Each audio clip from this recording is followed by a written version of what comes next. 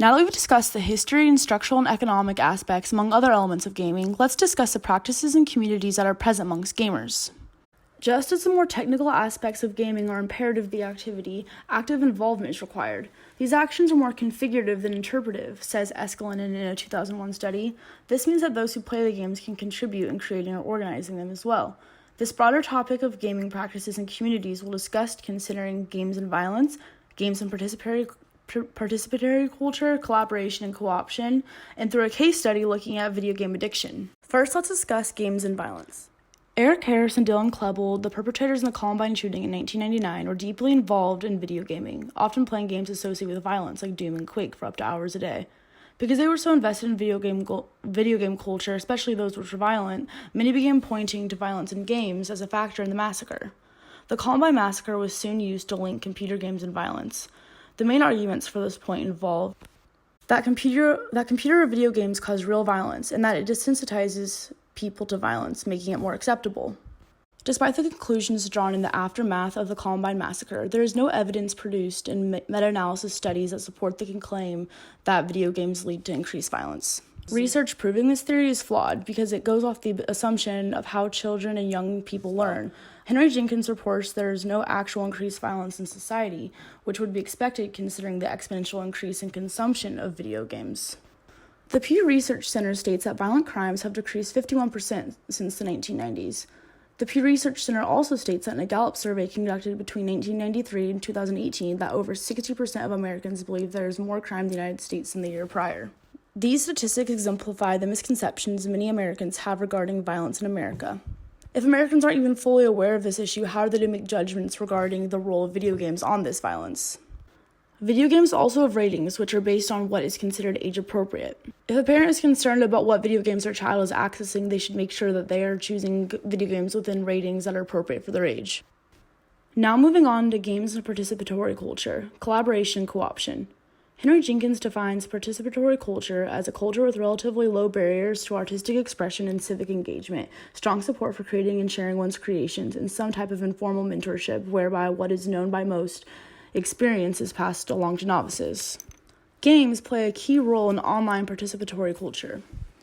One way in which this participatory culture is aided is through modding, which is the collaborative and continuous building and extending of existing content in pursuit of further improvement, according to Axel Bruns. Modding is intended by the game designers and leads to the formation of community amongst gamers where they discuss their modifications online. The combined effort in collaborative game modification relies on the collective intelligence and reinforces feelings of camaraderie amongst gamers. These communities hold economic, cultural, and social power, in addition to converging the real and fantastical. Gamers within a community adopt a particular collective identity, giving them a degree of cultural capital, which varies by what they do, and potentially social capital, depending on who they know. These two allow these communities economic power as well. Gamers participate in effective labor as they game, which Humphreys described as the creation of relationships that become a part of the game themselves. He also emphasizes we must be cautious when thinking about collaboration and participation as insurgent, disruptive activities, but rather view them as products of broader change that occurs and becomes a part of information capitalism. This process of information capitalism lends to the allegory created by Mackenzie Wark, who says games are an allegory for our societies. In gamer theory, he argues that choice and creativity are predetermined, that the world is a game space determined by algorithms that offer us the deception of choice and structural element.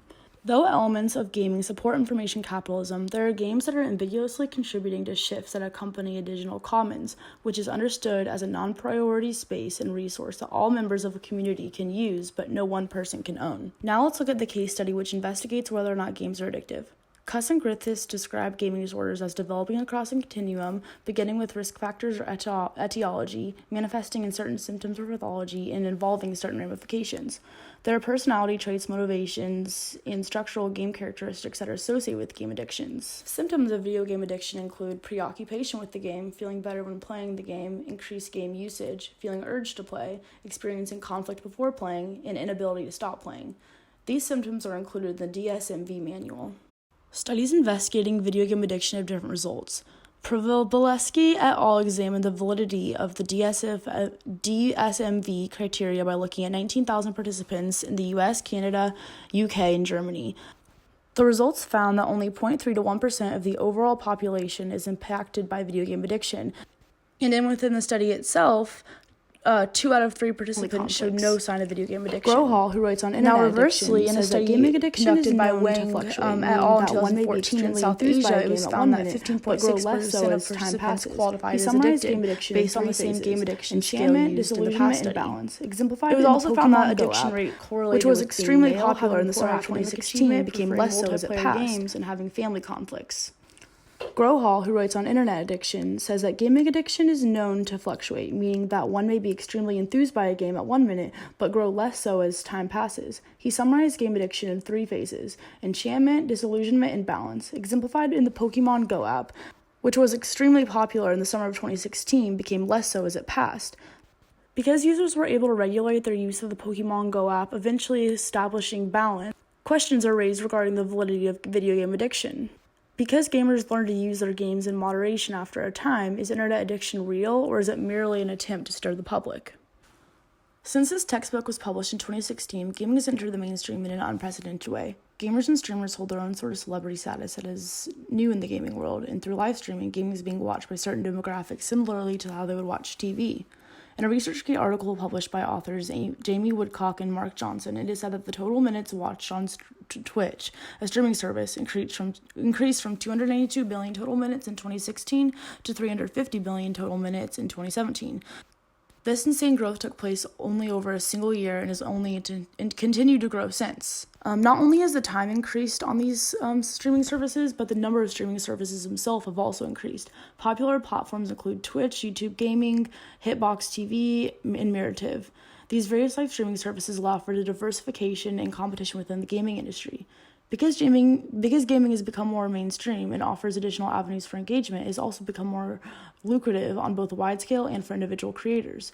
In a Forbes article published in 2019, it was said that the gaming industry may be worth almost $300 billion by 2025. Additionally, live streamer Tyler Ninja Blevin signed a $20 to $30 million contract to switch his gaming service holder from Amazon to Microsoft. In addition to economic and sociocultural status of gaming changing since the release of this textbook, the more technical physical elements have changed as well, most notably through the Nintendo Switch, which was released in 2017.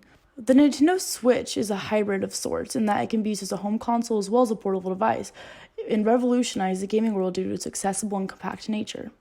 Ultimately, since this chapter was published, the gaming world and broader gaming community has changed in its unprecedented cultural impact, widespread growth of streaming services, and increased regard as valid in the economic sector.